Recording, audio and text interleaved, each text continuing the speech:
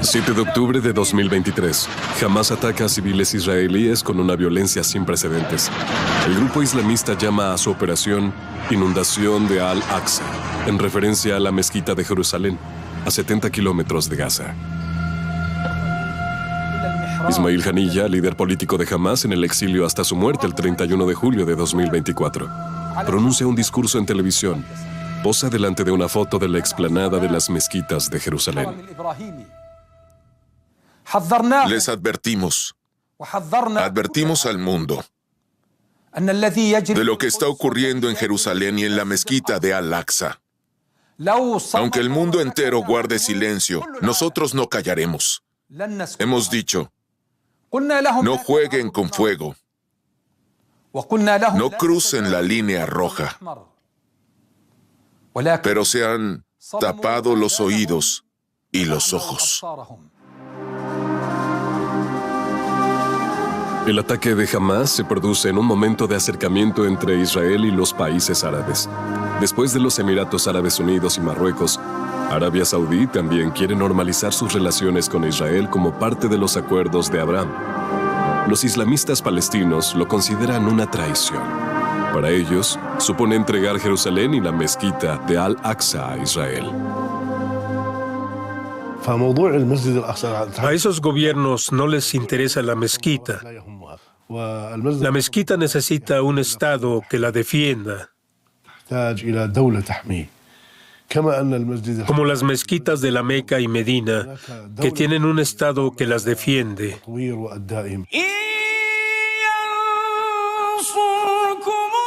La disputa sobre el acceso a los lugares santos de Jerusalén también se utiliza con fines propagandísticos, como aquí en Turquía, donde el presidente Erdogan toma partido por Hamás y contra Israel ante decenas de miles de personas. En la gran manifestación de Turquía se veía de fondo la cúpula de la roca, no Gaza. Era una manifestación a favor de la gente de Gaza. Pero no había imágenes de Gaza. La cuestión de Jerusalén es crucial, pero Occidente aún no se ha dado cuenta del todo. La bandera de Hamás muestra la cúpula de la roca y dos espadas. Mucho antes del 7 de octubre, tenía inscrito el lema: defenderemos la cúpula de la roca. Hamás llamó al ataque del 7 de octubre inundación de Al-Aqsa. Sabe que con la explanada de las mezquitas puede movilizar sobre todo a la juventud palestina. El ataque del 7 de octubre de 2023 vuelve a situar a Jerusalén en el centro del conflicto que dura un siglo. Los dos pueblos luchan por esta ciudad sin que se vislumbre una salida.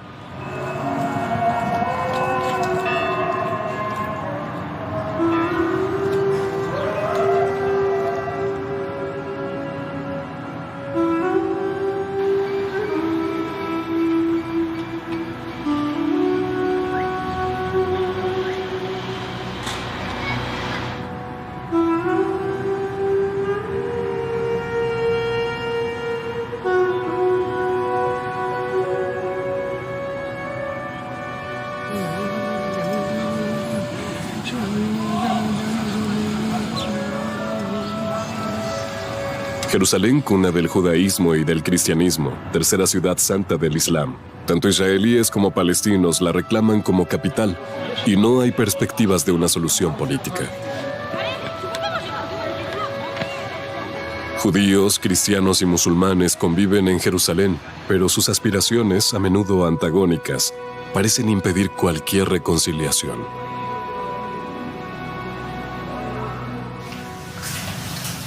Dios eligió Jerusalén como lugar donde erigir su palacio para gobernar el mundo. Nosotros, el pueblo de Israel, tenemos la tarea de coronarlo en el mundo. Por eso, Jerusalén, la capital de Israel, es también la capital de todos los creyentes del mundo. Es el vínculo entre el cielo y la tierra, entre Dios y el mundo. Todo eso representa Jerusalén. El viaje nocturno del profeta, la paz sea con él, lo condujo de la Meca a Jerusalén, del santuario de la mezquita de Al-Haram al santuario de la mezquita de Al-Aqsa. Jerusalén es parte integrante de la civilización islámica, de su fe y de su forma de vida. Jerusalén y nosotros somos inseparables. Jerusalén es el centro de peregrinación de Palestina. En Palestina vivimos nuestra religión. Palestinos, judíos, cristianos y musulmanes son guardianes de su fe. Si hay paz en Jerusalén, si cada uno puede vivir su fe respetando la historia y la sacralidad, entonces también habrá paz en el mundo, pero no es el caso.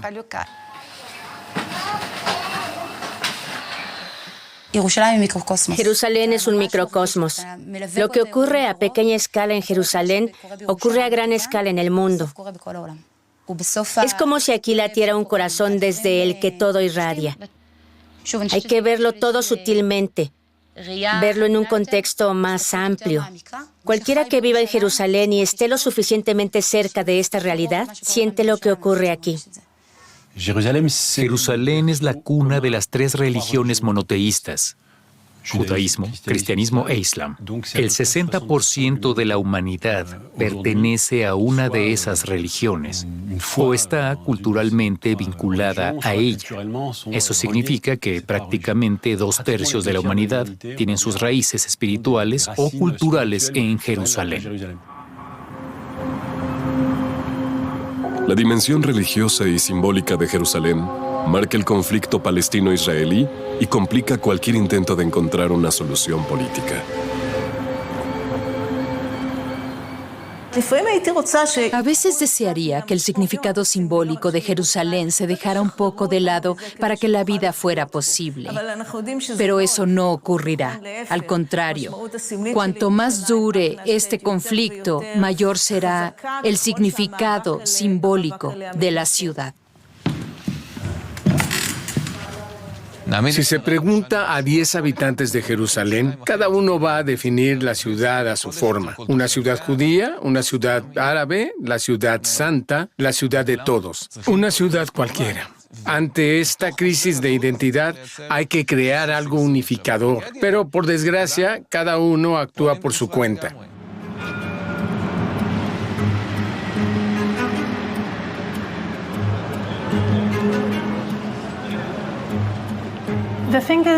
Los medios de comunicación hablan a menudo de Jerusalén Este y Oeste, pero la gente no sabe realmente lo que significa eso. Se dice que Jerusalén es la capital de Israel y al mismo tiempo se considera el centro del conflicto entre palestinos e israelíes. Ese es uno de los principales problemas.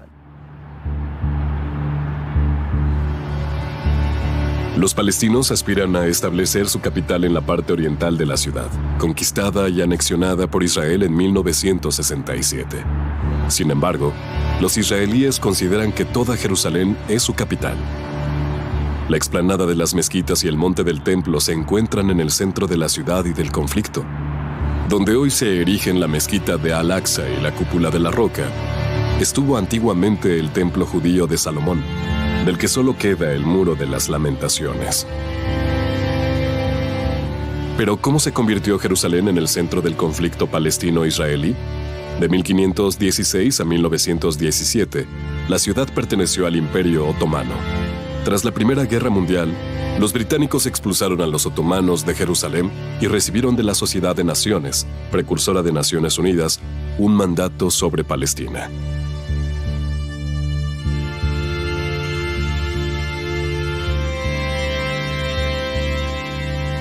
Los británicos apoyaron al movimiento sionista que se estaba estableciendo en esta zona, que coincide con el Israel bíblico. Sin embargo, el nacionalismo judío chocó con el emergente nacionalismo árabe.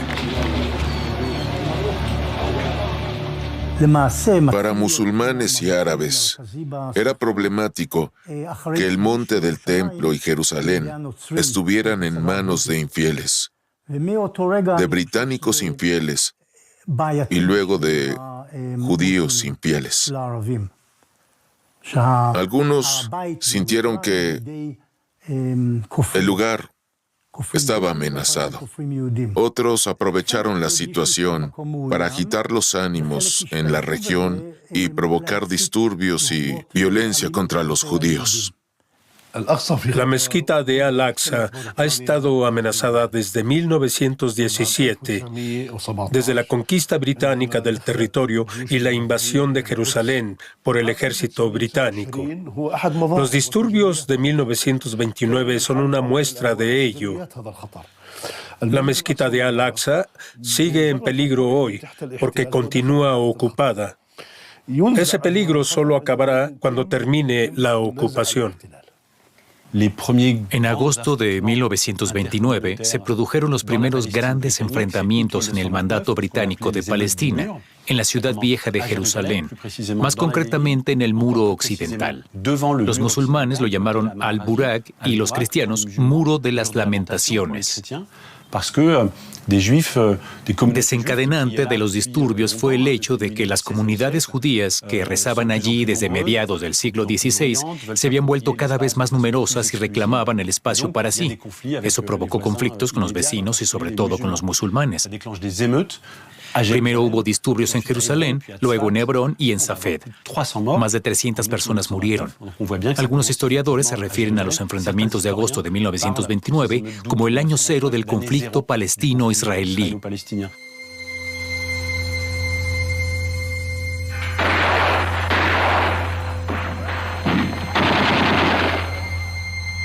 El conflicto entre sionistas y palestinos se recrudece. Para poner fin al baño de sangre, Naciones Unidas decide tras la Segunda Guerra Mundial dividir el mandato de Palestina en dos estados, uno para los judíos y otro para los árabes. Jerusalén pasaría a ser administrada por la comunidad internacional.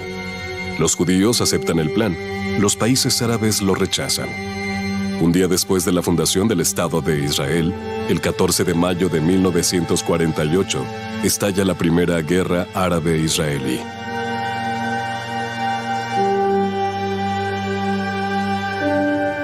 Tras el fin de la guerra, en 1949, los israelíes tienen más territorio del previsto en el plan de partición.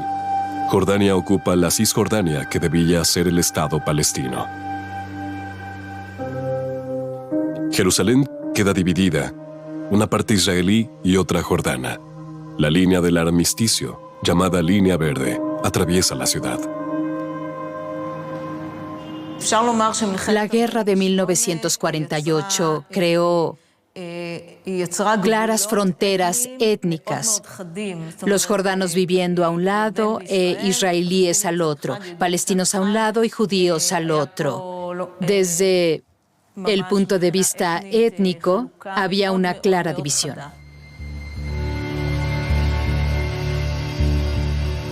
La ciudad vieja de Jerusalén se encontraba entonces en la parte jordana, en Jerusalén Este. Los israelíes construyen su capital en los barrios modernos del oeste de la ciudad. Bajo el liderazgo de Ben Gurión, el movimiento sionista fue pragmático y renunció a Jerusalén Este. La Jerusalén histórica incluye Jerusalén Este, la ciudad vieja y sus alrededores. Ben Gurión estaba dispuesto a ceder. Cuando sus generales sugirieron invadir Cisjordania y Jerusalén Este al final de la guerra del 49, dijo: «Alto, no lo haremos, y menos ahora». Después de 1948, las partes este y oeste de Jerusalén evolucionaron de forma completamente distinta. Jerusalén Este se encontraba entonces en Jordania y Jerusalén Oeste en Israel. En 1950, el Estado de Israel declaró a Jerusalén Oeste su capital. Poco a poco, la sede del presidente, del primer ministro, la Knesset, el Parlamento y la mayoría de los ministerios se trasladaron allí, con la excepción del de Defensa. Este sigue en Tel Aviv, pero todos los demás ministerios se fueron trasladando gradualmente. El nuevo Estado de Israel realizó grandes inversiones.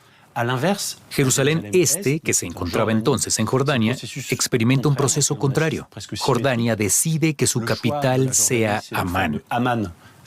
De hecho, Jerusalén solo desempeña un papel secundario en el reino de Jordania. Las inversiones se hicieron en Amán. Las élites, las empresas y las universidades se ubicaron allí. Las grandes familias palestinas se quejaban de que Jerusalén Este no se desarrollaba al mismo ritmo que Jerusalén Oeste y que eso suponía un problema estratégico. Para los israelíes, la conquista de Jerusalén Oeste tiene un cierto sabor amargo. Están separados de sus lugares sagrados de Jerusalén Este. Aunque los judíos debían tener acceso a la ciudad vieja, al monte del templo y al muro de las lamentaciones, se les negó. Desde 1948 hasta el 67, es decir, durante 19 años.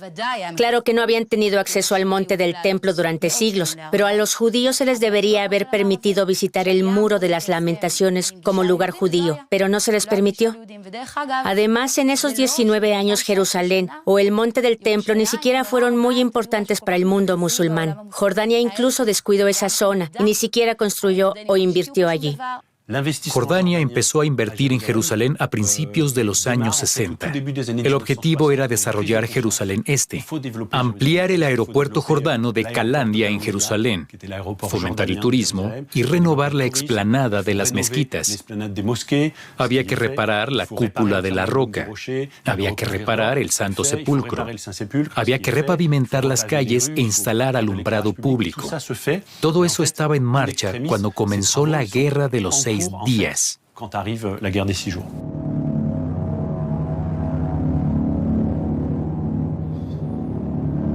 En junio de 1967 estalla la Guerra de los 6 días. El presidente egipcio Gamal Abdel Nasser amenaza a Israel y este se defiende atacando a Egipto. Los jordanos se unen a la guerra y son derrotados por el ejército israelí. Pierden toda Cisjordania. Israel conquista Jerusalén Este, incluida la explanada de las mezquitas y el monte del templo en el centro de la ciudad vieja.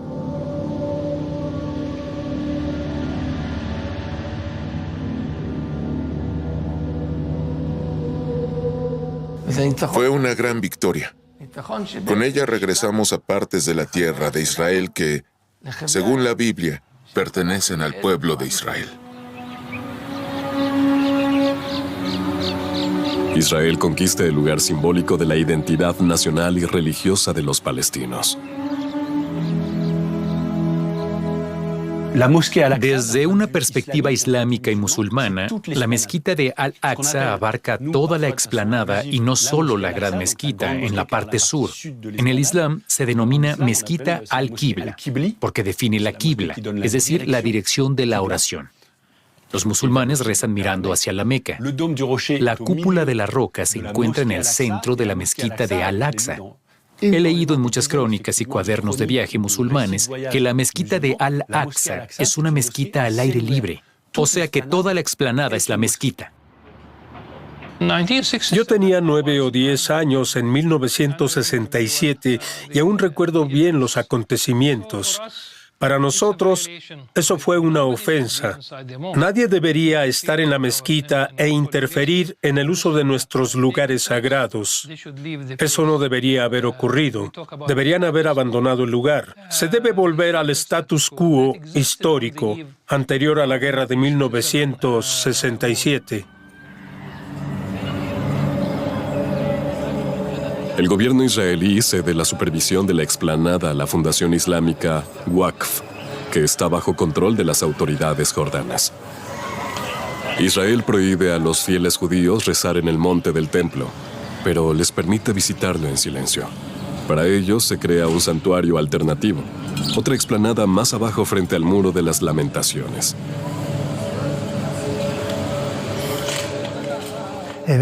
Toda la zona frente al muro de las lamentaciones fue demolida. Antes no había plaza, solo una estrecha calle frente al muro donde rezaban unas pocas personas. El barrio magrebí, donde vivían árabes, fue destruido. Estaba situado en el emplazamiento de la actual explanada del Muro de las Lamentaciones, donde se congregan miles de personas. Los israelíes crearon un enorme lugar sagrado para los judíos de Jerusalén frente al Muro de las Lamentaciones. La noche del sábado 10 de junio de 1967, los 800 o 1000 habitantes del barrio de Magrebí de Jerusalén frente al Muro de las Lamentaciones fueron expulsados en 2 horas. Aparte de su documentación y un abrigo, no pudieron llevarse nada. El barrio fue destruido esa noche del 10 al 11 de junio. El domingo 11 de junio de 1967, al final de la Guerra de los 6 días, surgió la explanada del Muro de las Lamentaciones. Es el espacio que conocemos hoy que le da cierto aspecto majestuoso. Pero es importante recordar que esa plaza apenas tiene 50 años. Inmediatamente después de la Guerra de los 6 días, el gobierno israelí declara la ciudad reunificada capital de Israel. La comunidad internacional no la reconoce como tal. Oficialmente, para los israelíes, ya no hay diferencia entre Jerusalén Este y Oeste. Esta anexión se traduce en cambios palpables.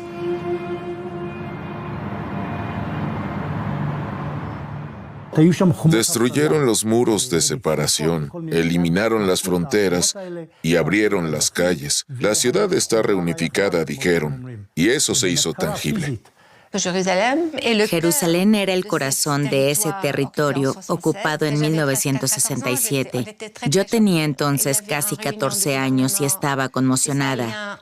Tras la Guerra de los 6 días, el gobierno israelí decidió la anexión de Jerusalén y que no retornaría a Jordania ni a ningún otro país, y que el gran Israel permanecería. El gobierno israelí hace de la conquista de Jerusalén Este una prioridad nacional. Mediante decisiones administrativas, incorpora la parte anexionada al Estado de Israel.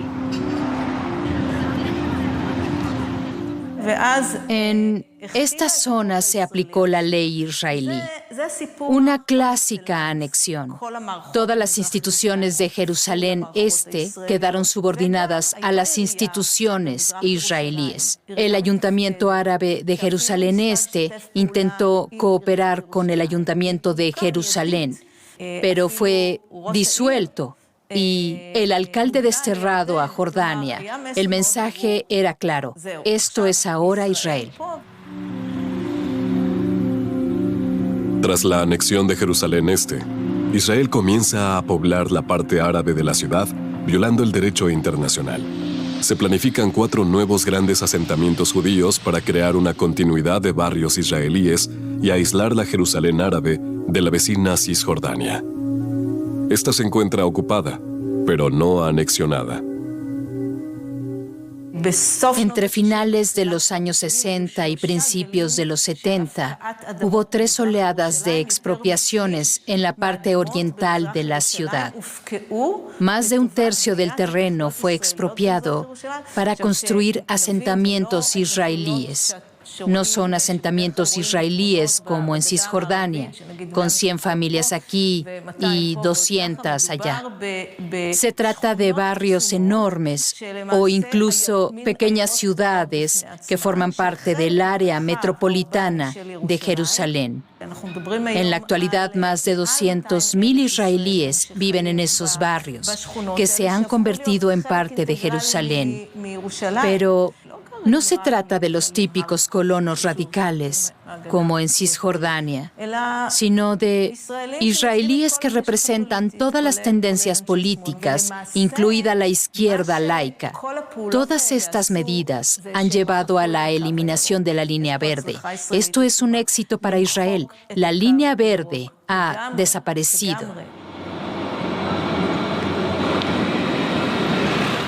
En la actualidad, el tranvía de Jerusalén va en su mayor parte a lo largo de la línea verde por los barrios de Jerusalén Oeste y Este. Oficialmente, ya no hay separación entre el Jerusalén israelí y el árabe, pero sigue existiendo una frontera invisible. Más de 50 años después de la anexión, los barrios judíos aún son notablemente distintos de los árabes. Una tiene la impresión de que los barrios palestinos de la ciudad son cada vez más pequeños. No tenemos suficiente espacio. Los barrios palestinos no están desarrollados. Algunos parecen de la Edad Media. Jerusalén Oeste, en cambio, se ha urbanizado notablemente. Hay una discriminación visible. Allá hay grandes calles, plazas, espacios verdes. Todo está organizado. Tienen espacio, tienen la tierra. Los residentes árabes de Jerusalén son excluidos. En lugar de concederles la ciudadanía israelí, solo se les da un permiso de residencia. The moment Israel annexed Jerusalén Este no estaba vacía cuando fue anexionada. Aquí vivía mucha gente, familias, en barrios con comercios y todo. Pero Israel no concedió la ciudadanía a esas personas. No tenemos ciudadanía israelí, solo eso que llaman permiso de residencia. Pero mi abuelo tenía tiendas y propiedades en Jerusalén. Mi familia vive aquí desde hace siglos. Sin embargo, oficialmente, yo no soy ciudadana de ningún estado. Desde el punto de vista legal, somos apátridas. No obstante, los palestinos de Jerusalén utilizan los mismos espacios públicos que los demás residentes. Universidades, centros comerciales, jardines públicos y restaurantes son accesibles para ambos grupos de población. El 39% de los habitantes de Jerusalén son palestinos. Jerusalén es una ciudad binacional. En los espacios públicos se dan todas las formas de vida cotidiana, con innumerables contactos. No se trata solo del Estado, el ejército, la policía. También ocurren cosas muy positivas. Por ejemplo, en los hospitales se atiende a pacientes palestinos y judíos, y también hay profesionales palestinos, desde personal de mantenimiento hasta jefes de departamento. Jerusalén es una isla de coexistencia donde todos tienen acceso a los mismos servicios y donde hay confianza. En 1993, israelíes y palestinos firman los acuerdos de Oslo. El proceso de paz promovido por Estados Unidos propone la división del territorio entre ambos pueblos, la solución de dos estados. Sin embargo, el texto es impreciso sobre el estatus de Jerusalén. Los palestinos reclaman Jerusalén Oriental como capital de su potencial estado. Sin embargo, los israelíes siguen colonizando Jerusalén Este.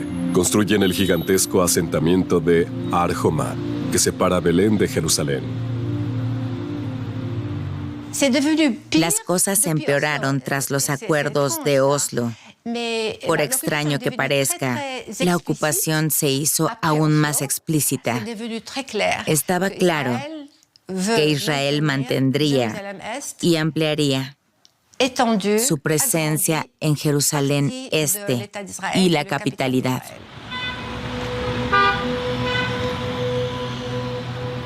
Durante las negociaciones de Oslo, Israel propuso a los palestinos establecer su capital en Abu Dis, una localidad vecina a Jerusalén.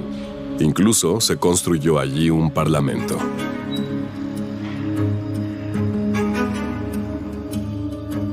Pero los palestinos no renunciaron a su aspiración de soberanía sobre el Jerusalén árabe, incluida la ciudad vieja y la explanada de las mezquitas.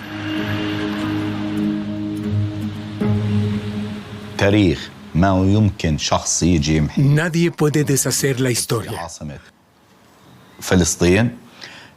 Jerusalén es la capital de Palestina. Ningún líder palestino o árabe acepta a Abu Dis como capital. Y aunque los dirigentes cambiaran de opinión algún día, el pueblo palestino nunca lo aceptaría. En la cumbre de Camp David, en julio de 2000, se desvanecen las esperanzas de una solución mediante la división de Jerusalén. Arafat rechaza la idea de una capital palestina en Abu Dis y la división de Jerusalén. El gobierno de Ehud Barak propuso la división de Jerusalén. El presidente Clinton, que organizó la reunión de Camp David, estaba a favor y propuso que Israel cediera una parte de Jerusalén Este y la mitad de la Ciudad Vieja. No pudieron ponerse de acuerdo sobre el monte del templo, pero se plantearon opciones. Sin embargo, los palestinos rechazaron las propuestas sobre Jerusalén Este. Había otras, pero no aceptaron ningún compromiso que no incluyera el monte del templo y toda la Ciudad Vieja. Al final, las conversaciones de Camp David fracasaron por el problema de Jerusalén.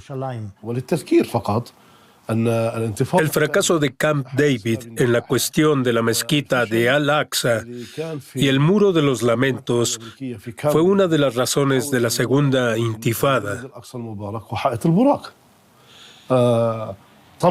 Ehud Barak quería repartir la sagrada mezquita de Al-Aqsa y que el Muro de los Lamentos fuera de Israel. Arafat dijo, para aceptar eso necesito la firma de 1.000 millones de musulmanes de todo el mundo.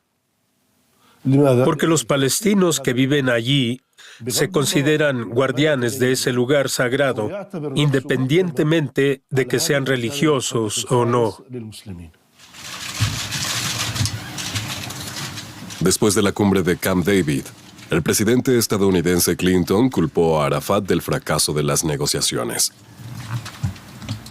Creo que es justo decir que, hasta este momento, el primer ministro israelí se ha movido más de su posición inicial que el presidente Arafat. Quizá porque los israelíes llevaban más tiempo preparándose para ello. Llevaban más tiempo pensándolo, sobre todo las cuestiones en torno a Jerusalén. 2 meses después de la fracasada cumbre de Camp David, el líder de la oposición israelí, Ariel Sharon, se pasea por la explanada de las mezquitas bajo fuerte protección policial para exigir la soberanía de Israel sobre el monte del templo. Esto provoca un levantamiento que desemboca en la Segunda Intifada, que duraría 4 años. Matan a nuestros hijos y a nuestros maridos. Nos quitan nuestra tierra. Jerusalén está en peligro. Nos la han robado. Luchamos por la liberación de Jerusalén y contra la ofensa de Ariel Sharon.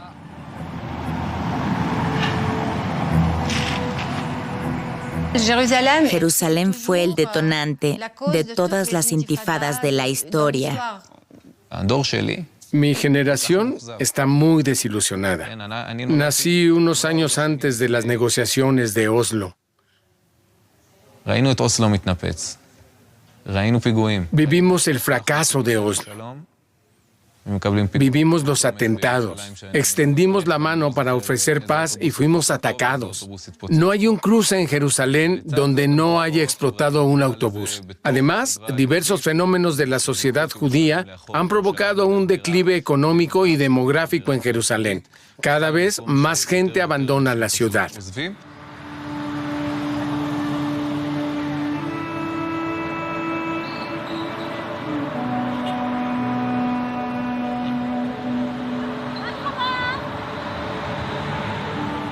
A principios de la década del 2000, Israel construye un muro enorme que rodea los barrios árabes y separa Jerusalén Este de Cisjordania. También Abu Dis, el lugar que se mencionó como capital de un futuro Estado palestino, se encuentra detrás del muro. Abu Dis es un lugar vecino a Jerusalén. Nuestra vida estaba ligada a esa parte de la ciudad. No había controles de carretera que nos impidieran entrar en Jerusalén. Los 2 kilómetros que separan Abu Dis de la puerta de Damasco y del centro de Jerusalén se hacían en 10 minutos en auto. Hoy, incluso si tienes todos los permisos necesarios del sistema racista de seguridad israelí y todas las carreteras están abiertas, tardas 1 hora. El muro tiene un impacto negativo en todos los aspectos de la vida de Abu Dis.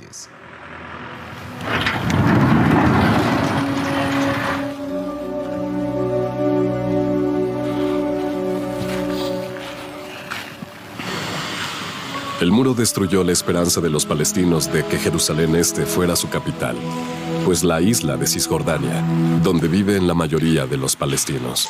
El edificio del Parlamento en Abu Dis se está deteriorando, otro símbolo del fracaso.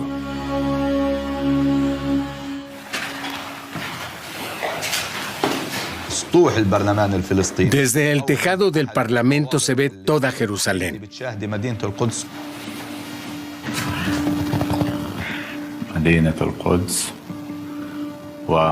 Desde aquí se ve la ciudad y los alrededores. Se ve la cúpula de la roca, un monumento emblemático de Jerusalén. Es una ciudad histórica por la que los palestinos se han sacrificado y siguen haciéndolo.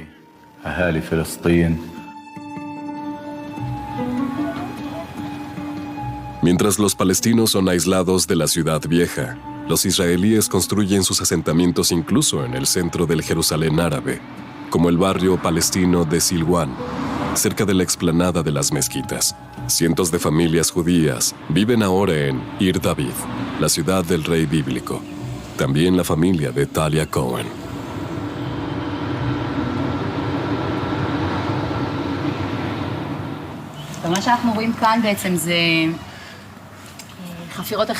Aquí hay excavaciones arqueológicas que han descubierto la capa del primer templo. Las casas que había ahí pertenecían a la élite, a gente prominente de Jerusalén. Más arriba están los restos del palacio atribuido al rey David o al periodo que le siguió. Es el barrio gubernamental de aquel periodo. Se puede ver el parlamento y edificios del gobierno de Jerusalén de hace 2600, 2700 o 2800 años. Todo está escrito en hebreo. Yo puedo leer el sello real y mis hijos también. La escritura ha cambiado, pero es el mismo idioma. Los nombres son los mismos que utilizamos hoy. Es nuestro origen. Los judíos fundaron un reino aquí 2 veces. 2 veces fueron expulsados, pero este lugar ha seguido siendo el centro durante 2000 años.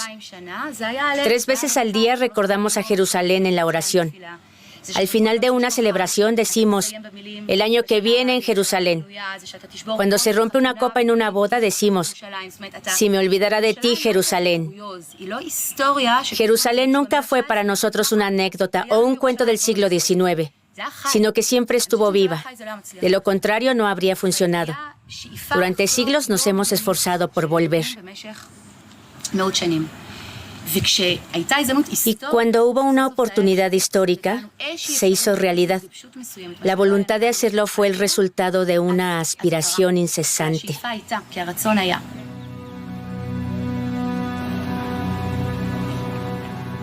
A ojos de los nacionalistas religiosos, la voluntad de repoblar la tierra ancestral justifica la política de judaización del Jerusalén árabe. Los judíos han vuelto para vivir aquí. En todos los barrios árabes surgen barrios judíos. Algunos lo llamarían colonialismo. ¿Colonialismo por parte de quién y de qué? Un colonialista es alguien que viene de otro país y conquista una tierra que no es suya. En esta región hay, si acaso, colonialismo árabe. Los árabes de la península arábiga colonizaron este lugar. Por eso esta región se convirtió en árabe. En esta región llamada Judea, los judíos han regresado. Esto no es colonialismo. Si hay un lugar en la tierra donde deberíamos vivir, es aquí. Esta es nuestra patria. No podemos colonizarla.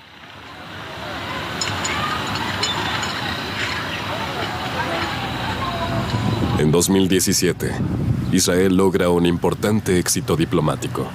Gracias a la presión de los sionistas cristianos evangélicos, Estados Unidos, bajo el mandato de Trump, se convierte en uno de los pocos países que reconocen Jerusalén como capital de Israel. Un año después, se inaugura aquí la nueva embajada en presencia de Ivanka Trump y su marido. Israel es una nación soberana con derecho a determinar su propia capital, el mismo derecho que tienen los demás países del mundo. Al tomar esta medida, Estados Unidos también ha decidido reforzar el vínculo entre nuestros dos países. Que Dios les bendiga. Que Dios bendiga a Israel. Que Dios bendiga a los Estados Unidos de América.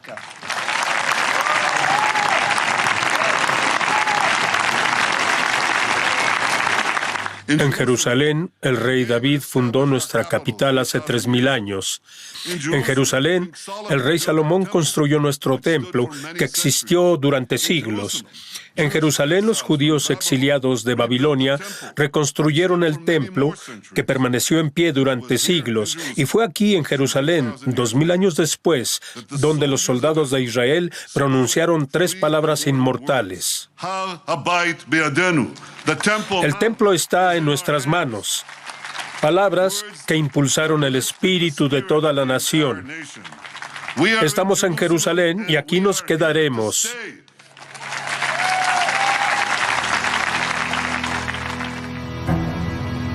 La batalla por Jerusalén también se libra cada vez más en lugares sagrados musulmanes como la mezquita de Al-Aqsa y la cúpula de la Roca. Los nacionalistas religiosos judíos quieren reconstruir ahí el templo de Jerusalén, destruido por los romanos hace casi 2000 años.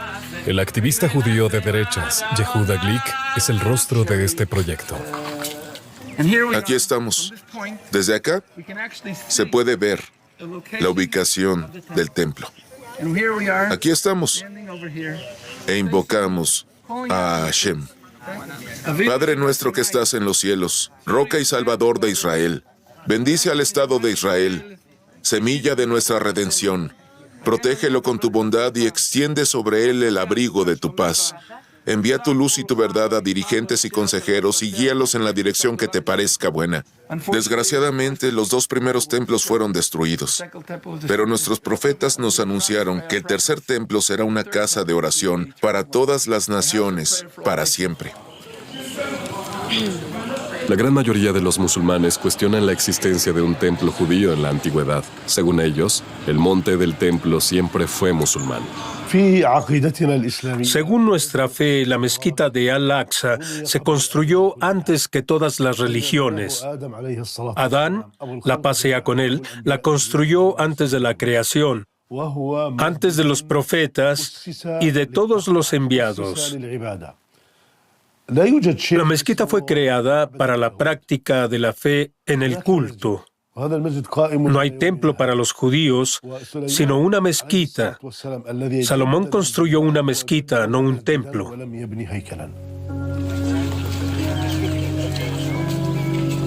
Los judíos tienen prohibido cantar y rezar en el lugar. Durante años los respetaron, pero últimamente cada vez menos. En esta ocasión, incluso cantan el himno nacional israelí Hatikva, que celebra el regreso a Sion.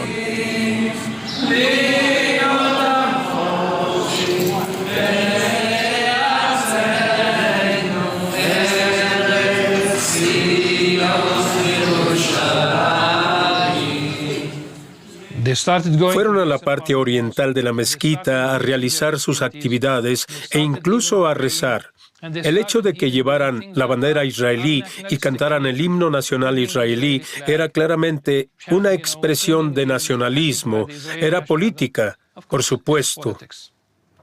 ¿Qué siente? Por supuesto que me ofende. No debería ocurrir. Eso es una mezquita. Fue una mezquita y seguirá siendo una mezquita. Quieren construir un templo, pero cualquier líder judío sensato debería decirles que es mejor que no toquen la mezquita de Al-Aqsa. Por favor, no lo hagan. Cada vez más judíos religiosos y nacionalistas hacen caso omiso de esas advertencias. Abogan por la construcción del tercer templo en Jerusalén. No puede ser que alguna gente en la misma casa de Dios afirme que solo los musulmanes pueden rezar allí. Dicen muchas cosas. Dijeron que si Estados Unidos trasladaba su embajada a Jerusalén, habría una guerra mundial. O que si se construía el barrio de Har Jomá, habría una guerra mundial. O que si cerráramos la representación de la autoridad palestina en Jerusalén, habría una guerra mundial. No dejan de amenazarnos con una guerra mundial. Pero las cosas no son así. No podemos doblegarnos al terrorismo. Si lo haces, le abres el apetito y le das fuerza. No tenemos derecho a dar espacio a personas que consideran sagrado el terrorismo. Nadie se irá de aquí. Con cerca de 1 millón de habitantes, Jerusalén es la ciudad más grande de Israel y seguirá creciendo. La edad promedio es de 24 años. Esta ciudad tiene futuro y tenemos el deber de hacer lo necesario para que nadie se vaya. Porque si el extremismo se establece en Jerusalén y ya no hay espacio para opiniones liberales y moderadas, será un desastre, no solo para el Estado de Israel, sino también para cualquier otro lugar de Occidente donde convivan múltiples comunidades y haya corrientes radicales y liberales. El mundo entero se está enfrentando a este tipo de problemas y yo creo que Jerusalén es una ciudad de prueba. Creo que todo el mundo, también en Francia y Alemania, debería observar lo que pasa aquí.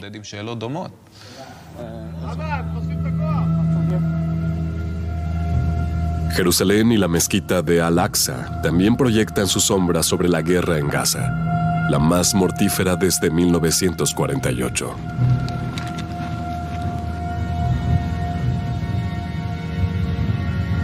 El 30 de noviembre de 2023, la violencia se extiende a Jerusalén.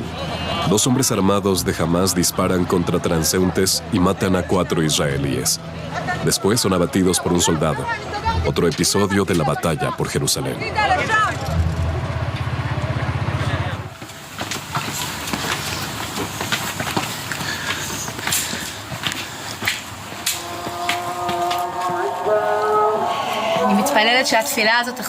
Que no invoquen el nombre de Dios en vano.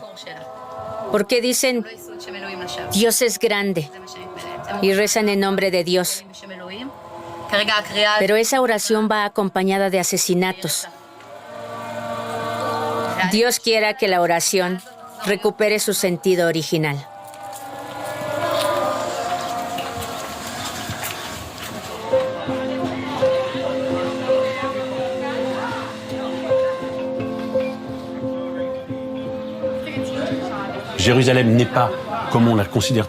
Jerusalén no es solo un conjunto de lugares santos y sitios que uno puede visitar.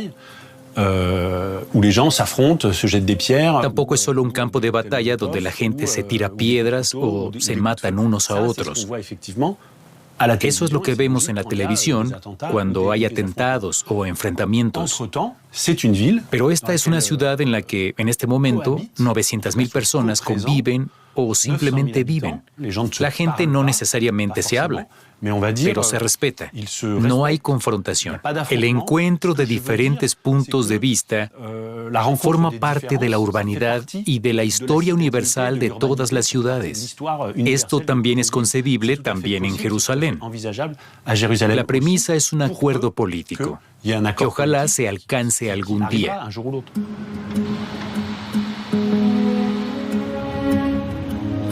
¿Qué le espera a Jerusalén en el futuro? ¿Seguirá Jerusalén Oriental anexionada a Israel? ¿Se dividirá Jerusalén entre 2 estados? ¿O habrá una capital conjunta de 2 pueblos? Para ser sincera, me he dado cuenta de que no solo quiero Jerusalén Este, sino también Jerusalén Oeste. Allí hay barrios que eran palestinos antes de 1948. Algunos de mis amigos son judíos israelíes y viven en Jerusalén Oeste. Yo me muevo entre el este y el oeste de la ciudad por mi trabajo, lo mismo que mis compañeros. Tengo la visión de una Jerusalén que sea una ciudad compartida por todos los ciudadanos y que todos tengan los mismos derechos. Judíos, cristianos, musulmanes u otros. Todos los que quieran estar aquí son bienvenidos. Yo sé que es bastante improbable, pero por el momento no puedo imaginar un muro de separación, un muro de apartheid entre Jerusalén Este y Oeste. La mayoría de los habitantes de Jerusalén no quieren una nueva división de la ciudad, ni un muro en el centro. Podemos tomar como modelo para el futuro los lugares donde ya hay cooperación y reconocimiento mutuo. Jerusalén tiene una sociedad civil fuerte en ambos lados. Muchas personas cooperan y hay una gran perseverancia. Podemos crear una ciudad en la que haya cosas que nos unan y al mismo tiempo cosas que nos separen sin suponer una barrera. Realmente existe un plan así. Pueden decir lo que quieran, pero no hay apartheid en la calle. Vivimos y trabajamos juntos. Nos mezclamos unos con otros. Aquí todos andamos por las mismas aceras. Pregunte a un residente de Jerusalén Este, ¿dónde le gustaría vivir? ¿Es el Estado de Israel el mejor país de la región para una persona? Por supuesto. ¿Qué sería mejor? ¿Vivir en Siria? ¿En Líbano o en un estado de Hamás como Gaza? Israel es la única democracia de Oriente Próximo. Tenemos el deber de conceder los mismos derechos a todos los que viven en esta democracia. Entonces, seremos verdaderamente soberanos en Jerusalén. Por ahora, solo estamos levantando una bandera en lo alto de la torre, pero no prestamos suficiente atención a lo que ocurre abajo. En cada espacio que no atendemos entra Hamás. Es natural porque la naturaleza detesta el vacío. Así que en algunas escuelas de Jerusalén Este, Hamás hace lo que quiere. No podemos permitirlo por nuestro bien y el de ellos.